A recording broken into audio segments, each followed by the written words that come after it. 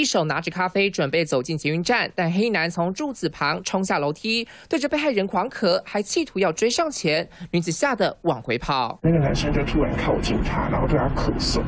然后咳嗽之后朋友就吓到，所以他往外面跑，往工作站的地方，然后继续往前走，然后就看到那个男生就从楼梯上面就冲出来，然后对他咳嗽，真的好吓人。黑衣男走上楼梯，一旁还有另一人，疑似他的双胞胎兄弟。事发地点在学会中学站外，当时被害人买完咖啡从超商出来，被一名男子盯上，冲上前去对他咳嗽，没有想到呢，女子闪到一旁之后，这名黑男再度冲上前去，隔着口罩对他狂咳。被害人说跟这名男子根本不认识，虽然对方戴着口罩，但2度追着他狂咳，让他超恐惧。警卫的说辞的话，他们2个常常会在那边游荡，但还没有接获到类似的消息通报。我们求证泸州分局表示，截稿前未接获报案，将会加强巡逻。如果男子经劝导不听，行为涉及了强制罪；若本人有疾病，蓄意咳嗽，违反了传染病防治法。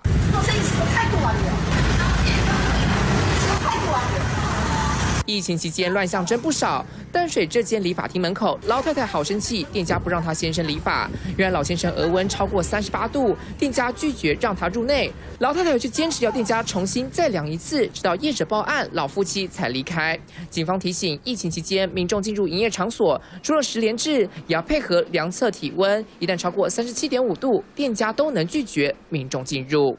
三选中的申寿长新北报道。